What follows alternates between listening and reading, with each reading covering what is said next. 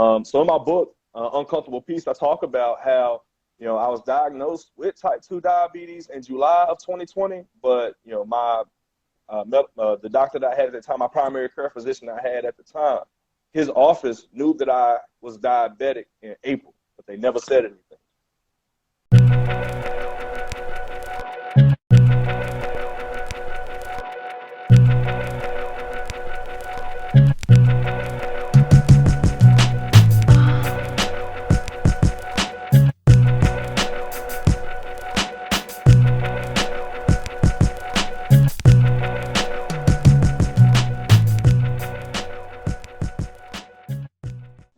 Welcome back to What's Up With You, everybody. Tonight we got my man, Vernon P. Davis Jr. We're discussing diabetes in the Black community.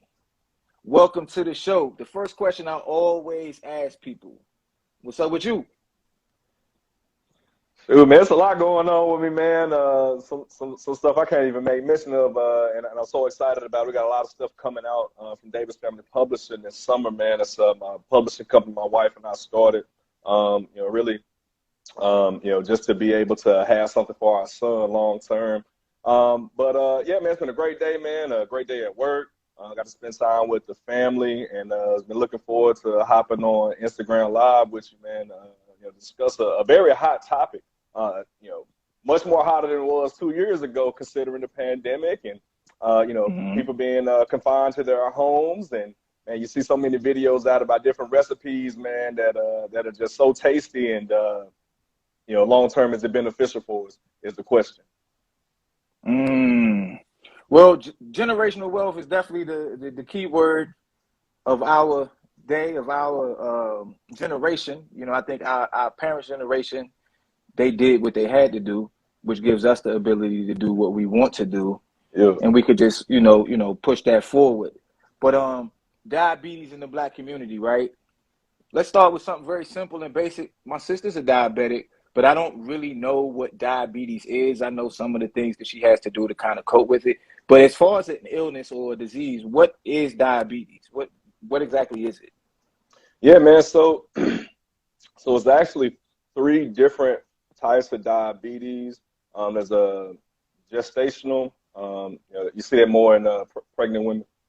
There's a type 1 and type 2. Type 1 diabetes is classified as an autoimmune disease that I can't speak much to because I didn't experience that. But type 2, I can speak to.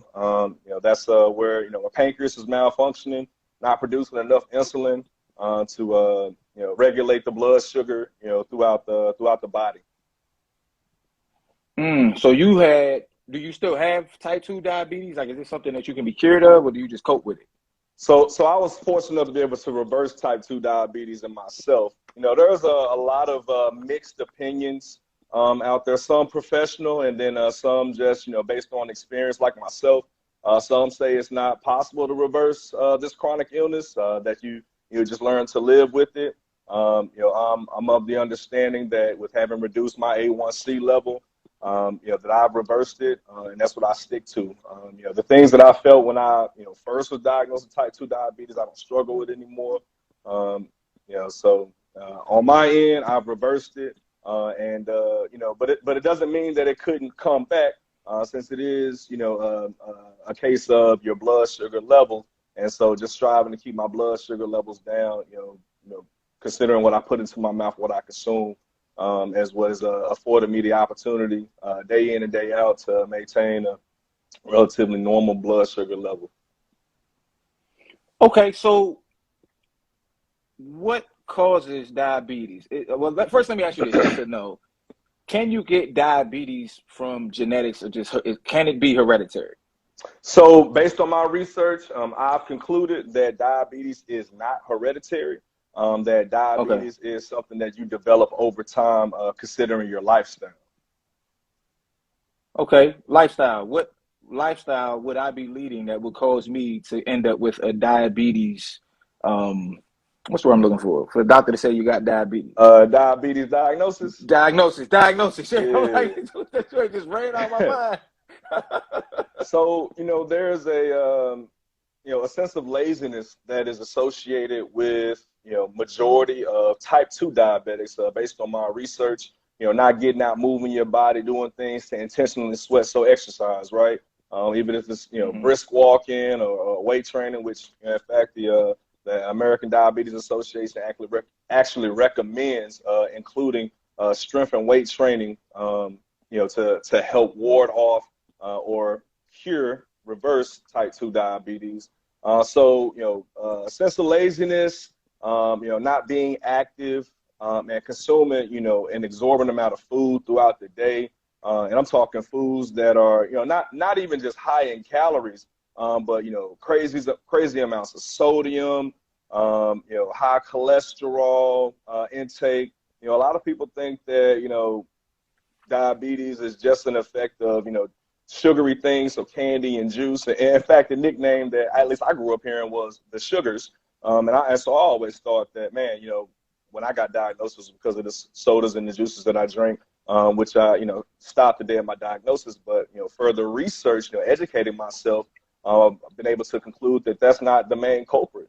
Animal protein is the main culprit for, diabetes diagnosis. Yeah. Really? Yes, sir. Wow, I didn't know that. So is there a specific meat that could potentially give you diabetes more than the other? Like if I eat a bunch of chicken, am I more at risk than if I eat a cow or something? Man, I don't know. That's a good question. For my research, it Okay. was just, high amounts of animal protein, is, what does it. And it's not just diabetes, man. It's also other chronic illnesses that, high amounts of animal protein can cause one to develop. Okay. Do you know if fasting can help with it? So from experience, fasting has assisted me greatly in reversing this chronic illness. But not even with just my blood sugar levels, man. Incorporating intermittent fasting consistently. Over the last, we're coming up on 2 years since I was diagnosed with type 2 diabetes, has helped me in other areas of my health and my life as well. So how long do you go for when you intermittent fast? I try to stay within a 4 hour window. Um, you know, Back in 2020, when I was diagnosed in July 2020, when I was diagnosed, started doing research, and I think I started incorporating intermittent fasting in like late August, early September. And so I stayed in a 4 hour window of eating. Not to say that I was perfect. As a human being, Mm. man, full of emotions, man, and at that time, just really displeased with myself, considering that, man, I realized I did this to myself as far as diabetes, this type 2 diabetes is concerned. And so there were times I was down on myself, sad, not feeling the best emotionally, and I went to what I knew for comfort, which was food. But typically, try to stay in a 4 hour window, and then as time passed, and I got my weight down, got all my my numbers down as far as going to the doctor, got my strength up. I started incorporating a few more hours through the day, so now it's a 6 hour window that I try to stay within currently. So when you say a 4 or 6 hour window, you mean you'll eat and then you won't eat for another 4 to 6 hours? Now, great question. So 4 to 6 hour window of consuming food. So I plan my Okay. meals around my break schedule and my lunch schedule for my full time job, and I would just eat during those times. I got you. So okay, cause I had been intermittent fasting late last year for about 3 or 4 months, and then I got COVID and I lost weight, and I'm a skinny dude, so I was like, oh, I gotta get my weight back up. Hmm. But I was doing it the I was doing it the same way you were doing it, but the way I was looking at it was I would go 16 hours. I would go a minimum of 16 hours a day without eating. Like Yeah. 16 was my minimum, and that was every day. Like I did it religiously. And from what I know, I'm in pretty good health, but just doing it, like my digestive system felt better, my mental clarity was better. My Yes, I'm not saying that sir. not that my vision got better, but my ability to focus my vision and my ability to focus my hearing got better. And I just felt so light, and I was like, man, this is great. And then I got COVID, right? Yeah. And I had COVID. I tell you a quick story about having COVID. I was I tested positive on a Monday. Tuesday night, man, I felt like my body was on fire. I fainted in the hallway. I was trying to get to my wife. I passed out. My brother-in-law feeding me water, giving me water. I'm dripping sweat. I got diarrhea, which is bad. So I lost probably like 10 pounds, which is a lot for a skinny guy like me. So my intention is to get back to it. And I noticed like I'll do it one day. I'm inconsistent with it. So I'm looking forward to getting back to it because the mental clarity part was just like, wow, I just felt like I'm good. I'm open. Yeah. You know what I'm saying? So let me ask you this. Why do our people have an issue with diabetes? And do our people have more of an issue with diabetes than other races? Yeah, so for my research, we rank top three, as in third. I believe it's like Pacific. So like your Asian culture ranks above us, and if I'm not mistaken, the Indian culture, like American Indian culture, but I'll have to check that again. But I know the Asian Pacific culture ranks higher than us due to Okay. some of the staples of their everyday dishes. But for us and from what I've seen, not just from research, once I was diagnosed, it's kind of like I was thrusted into a community of diabetics unknowingly. It's kind of like when you buy. For me, it was kind of like when you buy a new car. Or you see a car that you say, I want to get one day, and you see everybody with it on the highway. Like, oh, man, there it is, there it is, there it is. And so when it came to diabetes, like I learned of, others around me that struggle with the same chronic illness, but, they never made mention of it, at least not to me. I wasn't privy to the diagnosis they had, whether we knew each other well or in passing. But, we all, had the same issues, enjoying fast food, and enjoying it late in the evening, having to have a sugary beverage with the majority of our meals, and definitely not following the serving sizes that are recommended for those beverages, or even for some of those foods, even if we would cook them ourselves to make them healthier, not following the serving size, and not getting the adequate amount of exercise in, per day recommended, per week recommended. And, over a progression of time, it just builds up in the body, and, things start breaking down and malfunctioning. I had a stage 1 kidney failure, what I found out with this diagnosis. I was already privy to, the diagnosis that my pancreas was, in bad shape. So then to find out that, kidney was, on its way out, if I didn't make a change, it was scary as well. But, it didn't happen overnight, and for no one it does. It's a progression of time, and again, it's a lifestyle that, either we learn or we adopt. So it sounds like, now you said you had type 2, right? Yes, sir. So with type 2, it sounds like what you're saying is type 2 is highly preventable with exercise and the right diet. That sound right? That sounds right. Yes, sir. Okay, so we know what to avoid for the most part. What should we eat to avoid diabetes, type 2 diabetes? So great question. I'm glad you phrased it like that, because it's not necessarily avoidance, it's self-control. So, I still have a burger from time to time. Pizza is one of my favorite foods, and I still make sure that I get that, probably every other week. But I don't have it every day.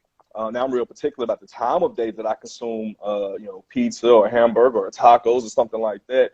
I try to eat in the middle of the day, give it time to digest, and give myself an opportunity to continue to do things, maybe run errands or just perform at work, so that I can burn it off, so I'm not falling asleep with it on my stomach.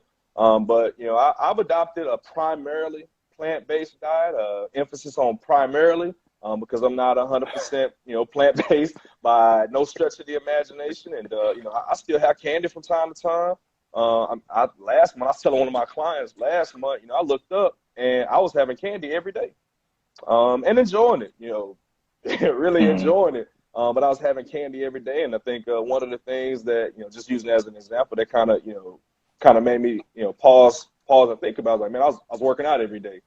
So I didn't, feel the negative effects from, consuming candy so consistently for that duration of 31 days. I didn't have a negative effect on me or my performance at work or around the house. Whereas in the past, consuming candy prior to the diagnosis, because I had it, but prior to knowing about it, when I wasn't working out consistently, man, a couple candy bars, man, and I'm stressed out. I can't move for a few minutes. Mm. And now knowing that was just how my body responded to such a high amount of sugar coming into it, with the pancreas not being able to produce enough insulin to combat it, and keep my blood sugar at a decent level. And so I stopped.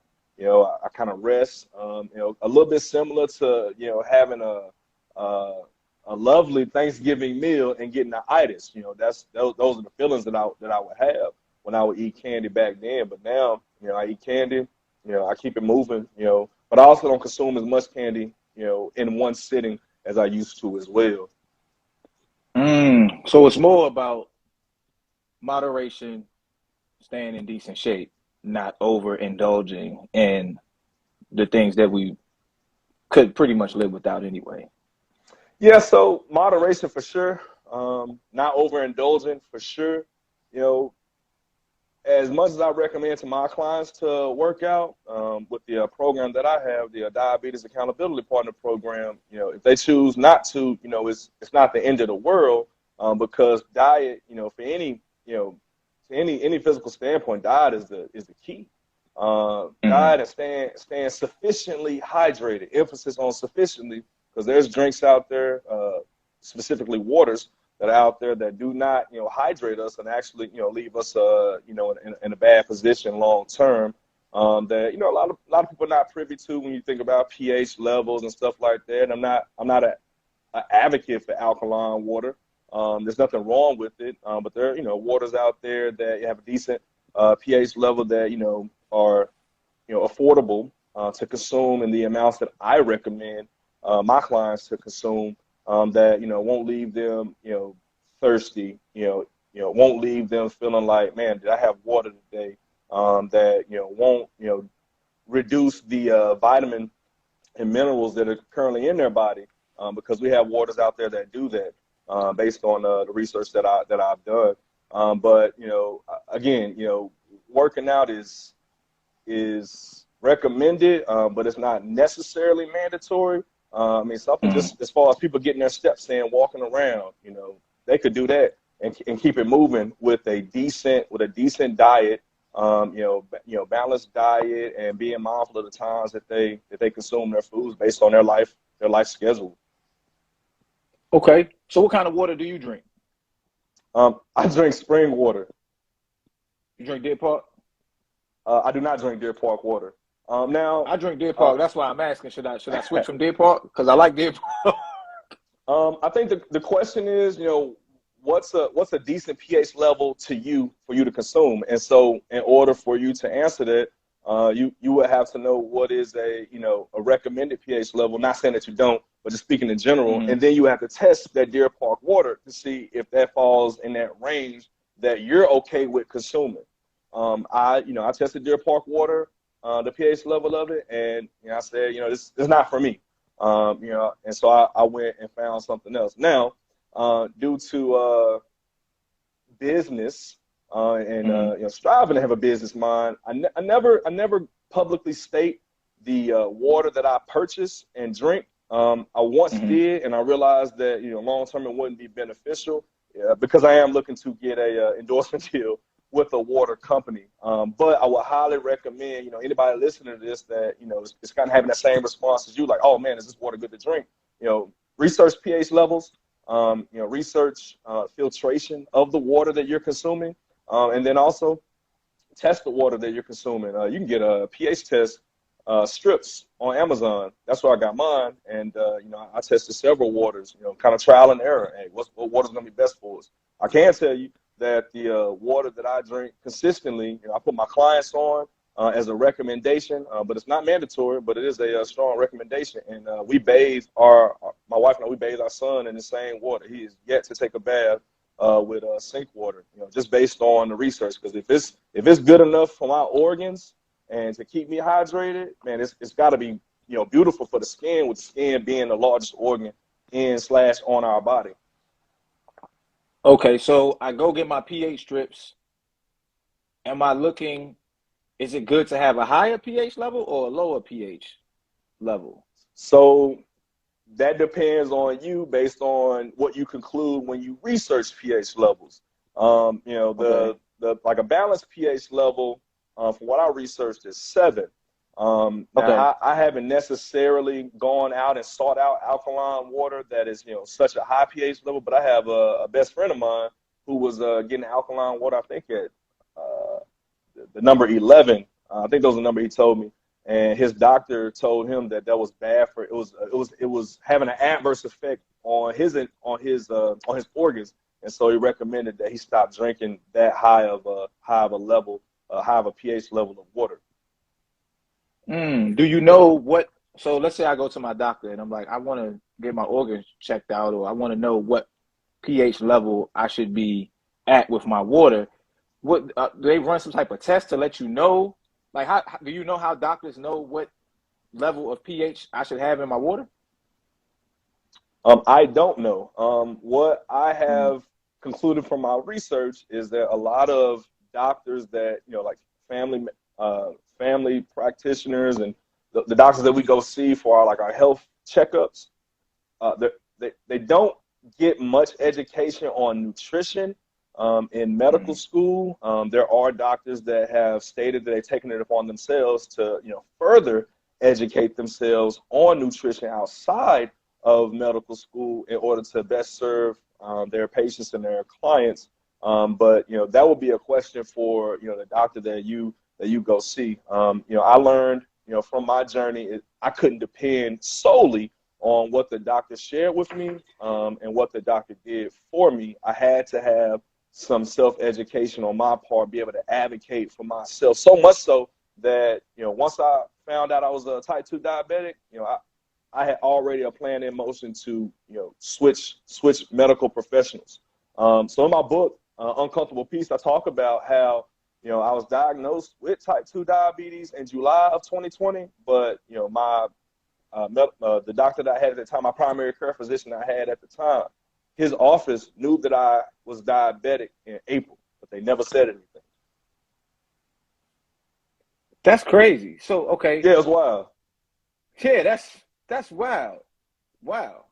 Let me. Okay, so from from the date that you found out that you had been diagnosed as a type 2 diabetic, what was the time lapse between finding out that you were type 2 diabetic and you going back and then basically telling you, or you getting checking it yourself, I guess, and finding out like, hey, wait a minute, I'm not type 2 diabetic anymore?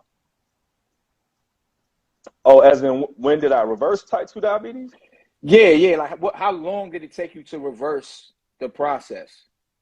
Oh, so I was diagnosed July of 2020, and I, well, the doctor that I saw in November of 2021 told me that I had a reverse type 2 diabetes. So that was 16 months.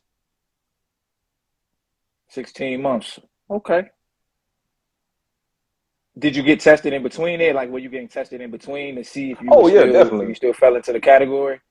Definitely. So, you know, between July of 2020 and November of 2021, you know, went to go get myself checked up every 3 months. So in October of 2020, 3 months after my initial diagnosis, which I received at a clinic, I went to my primary care physician to, you know, share with him, an update of what was going on with me, because the clinic had already told him from July's, appointment, what was going on. The reason I didn't go see my primary care physician in July was because they were pushing my appointment back due to COVID. But my wife, God bless her, she was on me about going to the doctor because of everything that I kept telling her I was experiencing, and then what she was seeing. We were headed to Michigan in July, week 2 weeks before the diagnosis, to one of my best friend's wedding, and she's actually in medical school now to be a doctor, and I kept having to stop on the side of the highway to relieve myself, and I've never done that before. I did that every hour on the hour, man, on that drive from Hampton Roads, Virginia to Dearborn, Michigan. And, that's when my wife said, when we get back, you have to go. Now, in addition to that, I was experiencing blurred vision that, nobody knew about. And it would just go, visions go in and out at random times, to where my eyes were trying to focus, and they ended up being Mm. out of focus. I was having a hard time sleeping. I had different pains throughout my body. I was experiencing neuropathy. So, the tingling in my fingers and my toes where they were going numb. And so instead of going to my primary care physician in July, based on all those symptoms that I experienced, I went to a clinic. They told me I was type 2 diabetic, A1C level way higher than 15.5, which was the highest they could measure, at least at that office. My blood sugar level was almost 500. And so 3 months later, when I went to my primary care physician, he was talking to me about what he was told, and just updating him on what I had and had not been doing. One of the things that I had not been doing was taking the medication that was prescribed to me because of the side effects that I researched. I never used the medication. And while I was in his office, that's when I took the time to look on the app that they communicate on to check out my stats from April. Now, knowing a little bit more about what they measure and the terminology, I'm reading through these stats. I'm like, whoa, my blood sugar level was this high back in April. My cholesterol and a few other things were this high back in April. And so I asked him, like, hey, man, did you have an inclination that I was a type 2 diabetic? To which, he responded, yes. And I was like, man, you never said anything. Nobody from your office ever called me. Y'all just kept pushing the appointment back. So, then I started the process of, getting rid of that individual as my primary care physician. Then 3 months later, went to, another clinic and got an update, and my A1C was steady dropping. 3 months after that, so 9 months later, I had a steady A1C level, so there was no change in it. And then shortly after that, my wife and our son was born, and that's where probably the biggest setback through this journey hit for me. Just being way off of the schedule that I had put myself on, the routine I put myself on. Now just trying to survive day in and day out with work, taking care of my wife and our newborn son. And that's when 3 months later, I found out my A1C level went back up. And so, doctors were concerned, but I already knew what to do because I had been doing it. I just didn't do it for that 3 month stretch. And then, got my numbers down. Next thing you know, here's November 2021. Go to the clinic. They say, hey, we're proud of you. You reversed your type 2 diabetes. What were the side effects of the medication that they gave you that you wasn't feeling? Oh, man. I honestly don't remember the exact ones, man. It was so long ago because I did a thorough look into the medication back in 2020 in July, and I said for whatever the side effects were, I said I didn't want to put myself through those because it was a little bit worse than what I had already been experiencing.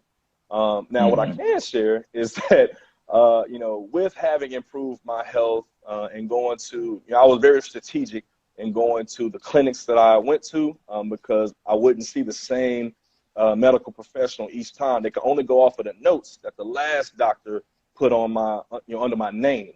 And they would compare that to whatever they saw that day. So in my mind, I'm like, okay, this is how I'm always going to get the truth out of them. And, I wouldn't tell anyone that I wasn't taking the medication until after, they ran their tests and, stated the things that they stated about, my progress. Then I would let them know, and, awesome, man, I'm so glad I never took the medication. Oh, what? Mr. Davis didn't take the medication? I was like, nah, I didn't. And they're proud. So it was one doctor that said, I'm so glad you didn't. That particular medication would have wreaked havoc on your kidneys to where you would have needed another medication to combat it to protect your kidneys. But the crazy thing is the doctor that prescribed the medication, he didn't make mention of that. Man, I had another episode with a young lady. Her screen name, her username is at I am DeChristia, and she talked about a similar thing. She was dealing with Hashimoto's, And her basic point about it was that we have to be responsible for our own health, because a lot of these doctors and medical professionals, they're not necessarily looking out for our best interests. It sounds like your story sounds very similar, and she went through it for a really long time. She was talking about how she was in pain. She would keep going to these doctors, and she had to do all of the research herself. And then she happened to come across one good doctor who just, I don't know, I think he like ran the test on her, and he was like, "Oh, you got Hashimoto's. I already know what it is." And then from there, she got better and everything. So, but that's crazy though. You would think that these doctors would be more on top of it. Like, you get paid to help me stay healthy, right? Right. So, and I once drew that conclusion, and then I had to think from a business standpoint, right? And also with respects to one of my best friends who's wanted to be a doctor since she was knee high. So it can be that for certain doctors, sure, but man, would somebody really want to risk their license to practice with intentionally withholding information? I have to ask myself that. Some may, there's no perfection out there. But I realized that every appointment that I had was 10 to 15 minutes long. And the majority of that time, I was speaking with a nurse.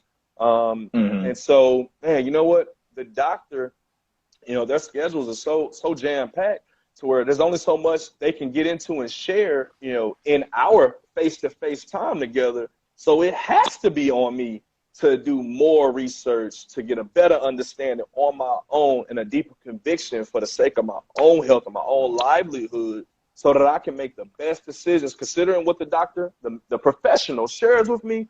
Also, taking into account the information that's available at my fingertips to be able to draw the best conclusion on how I'm going to live my life and carry on with whatever's going on with me, especially if I can get rid of it, if I can improve the condition. And I can share that with, the next medical professional when I see them, just to get them an update, or I can keep it to myself, what have you. But at the end of the day, as you stated, the young lady was saying, we are responsible for our own health at the end of the day. Yeah. So tell me about your book, man. What's the title of the book? Where can we find it? What am I reading about once I get the book? Yeah, man. Uncomfortable Peace. It's available on Amazon. Yeah, man. So it really just talks about, how I had this food addiction and where it came from and what it did to me, leading up to the diagnosis of type 2 diabetes, and all the emotions and, the challenges that I, had in front of me that I, was fortunate enough to be able to overcome with the assistance of accountability partners to better my situation, which had a huge effect overall on my life.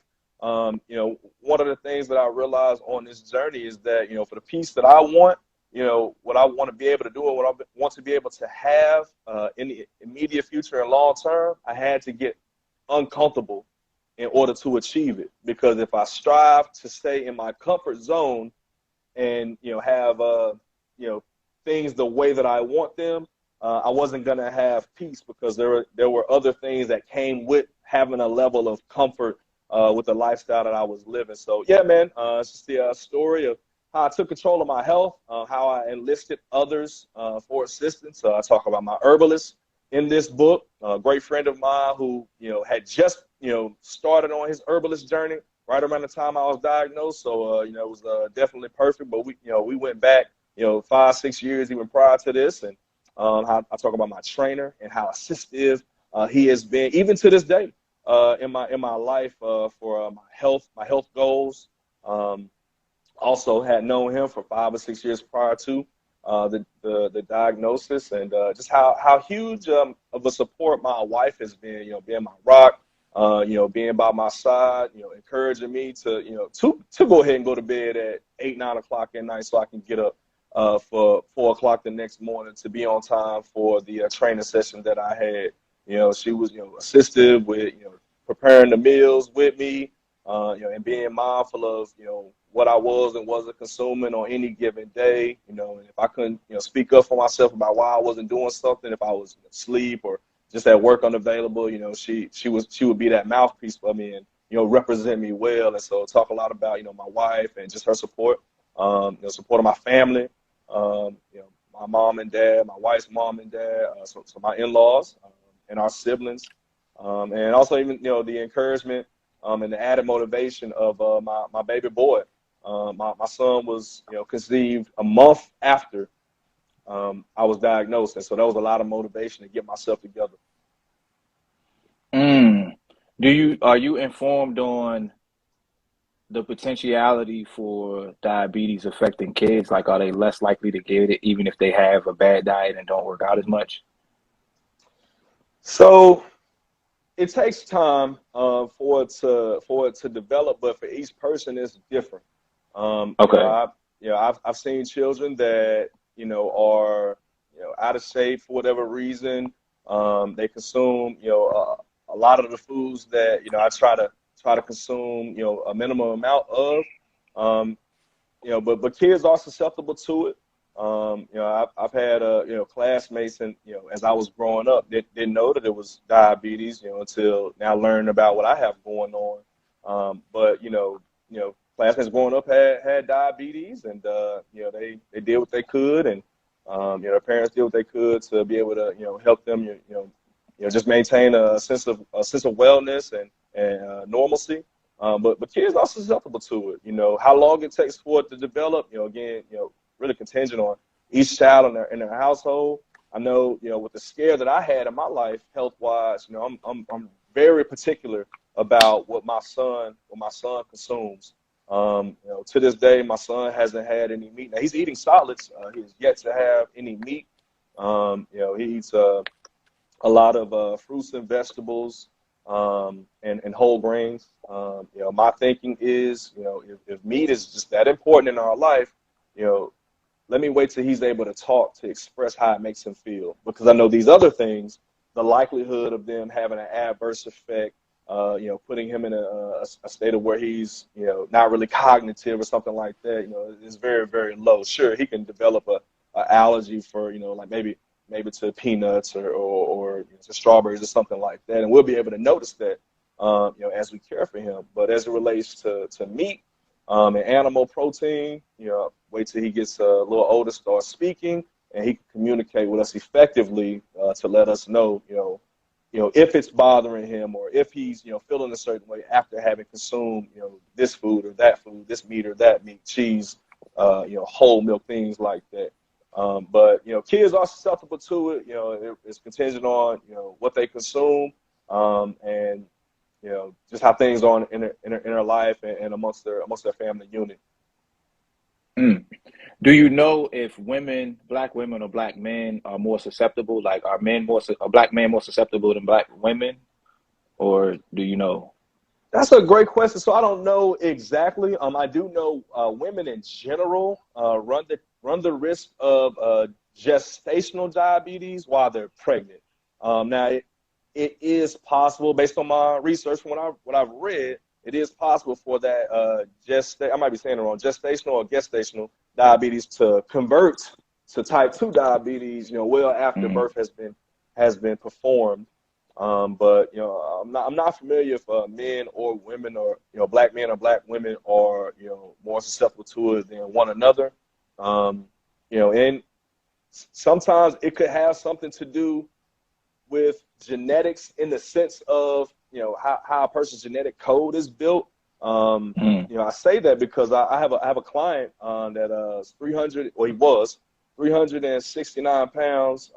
Here we are, 12 weeks later, and he's down to 328.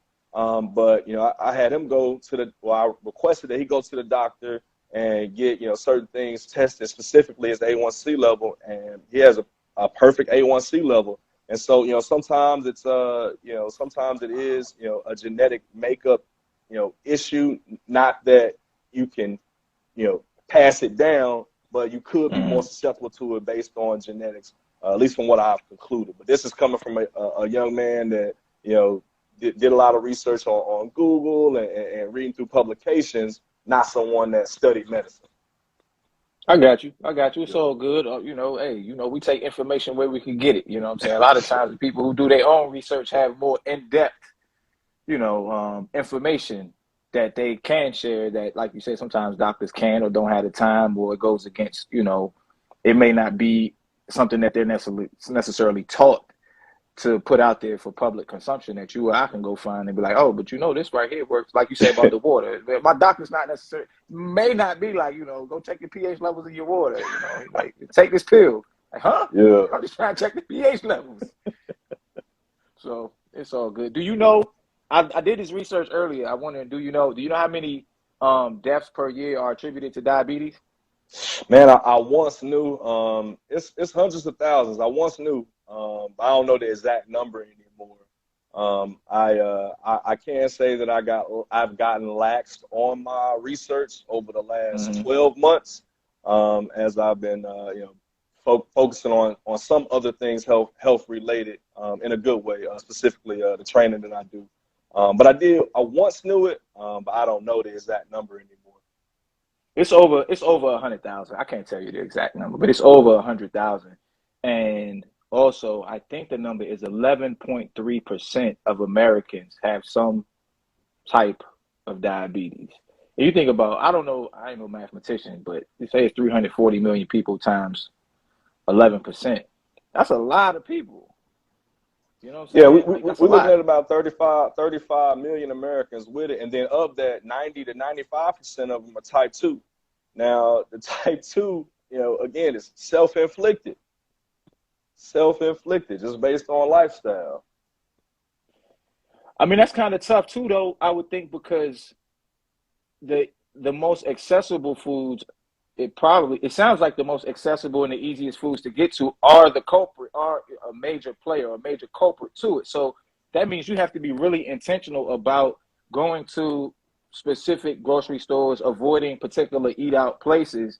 You got to be really intentional about like your diet. Yeah. No, you're right, man. And you go out into certain neighborhoods and you'll see, the Golden Arches, man. But it take another 20, 30 minutes up the road for you see, was it the Blue Star? I'm not sure What's what the Blue Star? I think it's Walmart. At least they used to have a Blue Star. But like to see a grocery store, right? Yeah. I think that's by design, not to be a conspiracy theorist or anything like that, but you think about business and making money, putting certain businesses in certain areas where the population is drawn to it. At the end of the day, it just seems like it's about making money, but that's where by the grace of God, I was able to find that calling that hey, this is what I'm here for. And I'm striving to put out information and speak to others in group settings and individually, to be more conscious, and there's other people that do it too. I'm not the only one, to be conscious about diet, to be conscious about what you go out and purchase. And sometimes, that consciousness can be deterred, based on emotions. So then, hey, doing things to make sure that your emotions are in check, making sure your mental health is on point. Dr. E talks a lot about mental health, man, a great brother. Having your mental health in check, and getting the assistance that you need so that when it comes time to, make certain decisions, like going to the grocery store, you say, hey, I don't need this. Let me go and get what I came for. One of the things I tell my clients, some of the things that you enjoy, it's going to be here after you're dead and gone. So go ahead and get yourself together now, and then, periodically, sparingly, you enjoy that. But it's going to be here when you're dead and you're gone. So why not make sure that you're straight, make sure that you're in the best position that you could be for yourself, for your current family and your future family. And then you can have some of that, sprinkled into your life, as time passes, because it's not going anywhere. But our emotions tell us, man, I got to have this right now. For me, Self-control. being a glutton, got to have self-control. Me, once having been a glutton, I got to have it right now, and I got to have a lot of it. Is how I used to think, how I used to carry on. So when you were diagnosed with type 2 diabetes, did you have any problems with your health insurance not covering it, or did you have to go out of pocket? How did that work? Now, I was very fortunate with the health insurance plan that I had through my employer. They took care of the the doctor's visit, and I think I had like a slight copay, but it's not a lot of money I had to come out of pocket of. Now, if I would have opted for, maybe some more specific specialists or things like that, could it have been costly? I'm not sure. I'm not sure my insurance would have covered it because, I recognize, from the day I was diagnosed and did that research on that particular medication and saw the side effects that the doctor, conveniently did not make mention of. That's when I knew I had to look into all this for myself. And so as I continue to equip myself with knowledge, some things of needed to go see a specialist were not necessary. I mean, there were times where I would go to the doctor and express some of the things that I was doing after they told me my results and how I was progressing in comparison to my last visit. There was some things that I was sharing with them that I was doing that has been helpful for me that they were not privy to. And so I'm like, okay, I'm going to keep this self-education up because I'm doing something right. It's working for me. And I have that, for lack of better words, that stamp of approval from the medical professional I just saw today after they saw my results. So, so I didn't have to spend a lot of money. I think the most that I spent money on, and it wasn't a lot, was, the grocery store visits. Because, what we put into our pantry and our refrigerator drastically changed. A lot of people think that it's very expensive to eat healthy, and that's a lie. So this is where that comes from. You go to Wendy's or McDonald's, you want to get a salad, it's more expensive than getting, or at least it used to be, more expensive than getting a number one meal or a burger and fry meal with a large drink. Or if you go out to another fast food restaurant and try to get one of the healthiest items on the menu, you're either not going to get a lot of it, or for the amount that you think that you want to be satisfied, the cost is going to be far greater than maybe their signature item. And so that's where the notion, from what I've seen, of it being expensive to eat healthy comes from. When in fact, me and my wife, we save, anywhere from, depending on what we purchase, anywhere from $30 to $50 a week on our grocery bill, to where, man, we had more money for gas and more money for, date night if we chose to do something, and, that week or the week after, something like that. We had a little bit more money to play with because we weren't spending as much, on these snacks and, these meats that we need to put in the freezer to be able to, couple with, a hamburger helper box or something like that.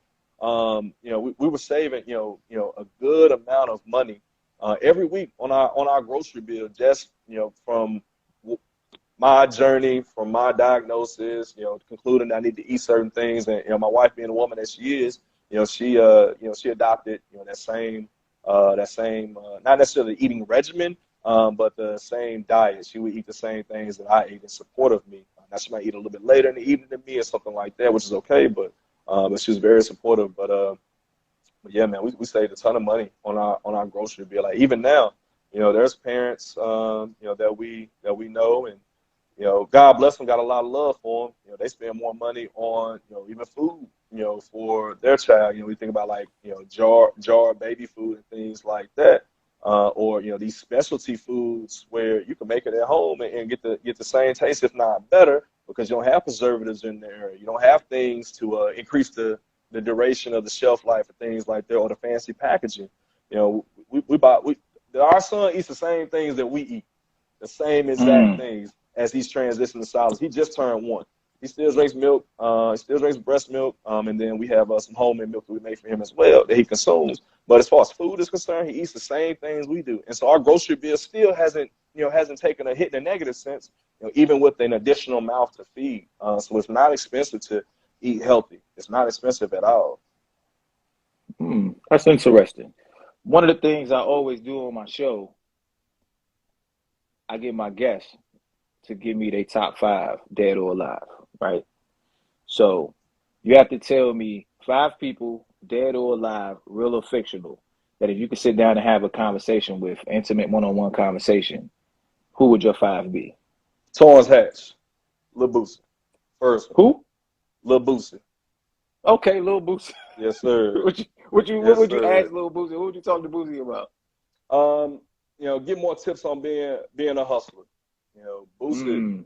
Mm. I've been following Boosie since I was in high school, and that man know how to make a dollar. Now even now, I look at his I look at his Instagram, pretty consistently.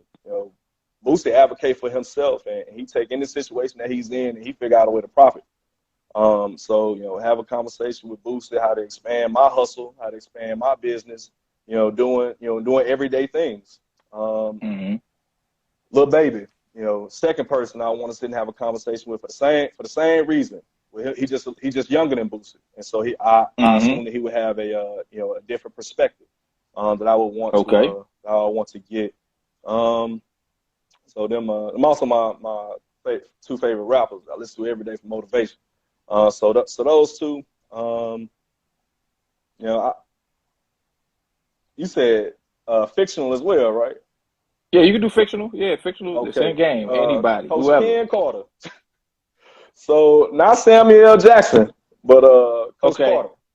Okay, Um, Coach Carter. Yeah. yeah, Coach Carter. To learn more about like how to push through adversity in times where you would assume that adversity would not hit.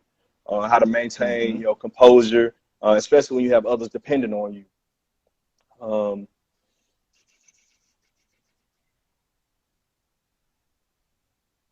oh man, I'm sorry. How can I forget? LeBron James. Oh man, LBJ. Okay. the gentleman that I consider to be the greatest basketball player to lace him up that we've seen. Um, he's a team player, man. LeBron has, from my perspective, has taken enemies and made them partners. When I think about him and Draymond Green, working together, Mm-hmm. I never would have thought that would take place. LeBron has, shown time and time again that we can all prosper. Even in a Mm-hmm. competitive industry, we can all work together, and it doesn't have to be you against me and have this level of hatred to fuel, the passion, anything like that. LeBron, someone I would love to sit and have a conversation with on, being a family man, being a husband, being a father, while maintaining, this high status, being busy every single day. And in doing so, still being able to stay in tip-top shape and take care of himself, because, him taking care of himself, perpetuates everything else. LeBron wasn't in shape and taking care of himself. Some of these other things would not be happening. Um, you know, at least from my perspective, they wouldn't be happening, or they wouldn't be as successful. Right. So LeBron, and then see the last person. This a little personal, but Mm-hmm. my great grandfather. So my dad's grandfather is someone I like to sit and have a conversation with, just to learn about how life was back then, and just the different things that he chose to provide for his or provide for our family. But that's a little more personal one. But yeah, That's what's up, man. You got 5 first timers on my show: Boosie, Baby, Coach Carter, LeBron, and then your great grandfather. Well, I mean, obviously, no, I don't think anybody else will have your great grandfather. But I mean, people say their great grandfathers and their ancestors and stuff like that. But that's pretty dope though, yeah, because I'm like, wow, he got some good people. Now, at the end of my show, I always give my guests an opportunity to ask me a question, since I've had the pleasure of picking your brain for the past hour. Is there anything that you want to ask me or pick my brain about before we sign off? yeah, man. So I assume that being in the public eye and having a podcast can deter others from who you are as you shine the spotlight on your guests. I'm just curious to know, man, what made you start, your show? What's up with you? So the seeds were planted back in 2014, 2015. I'm a cop, but I rap. And so I had made an album, my first album that made it to market, that's on Apple Music and all of that good stuff. And I had a scholarship fund. So what I was doing was I was pushing my scholarship fund, and one of my think she was a captain or a lieutenant at the time. She wrote Fox 5 DC, and Holly Morris did a special on me. So from Holly Morris doing a special on me, I got invited to be on The Real. I don't know, you know what The Real is? The show The Real, Yeah, talk show. Tamar. Yeah, it's a talk show. It's talk show out in Hollywood. So I got flown out to Hollywood, and I performed on national TV, and they interviewed me. And I was like, yo, it's kind of cool being interviewed, right? So, you know, years and years later, I just kind of was like, you know, I enjoy conversing with people. I like hearing people's opinions, thoughts. I enjoy healthy debate. And I think there's a natural human desire to be listened to, right? And I have this saying that it's kind of like, I haven't like formulated into an actual quote. It's more so an ideology. It's like hearing is God-given, right? Like I can hear things that I don't want to hear. There's a bird chirping outside my window right now. I hear it because that's the function of life, right? But listening is an active thing. Like I have to actually put my attention on you.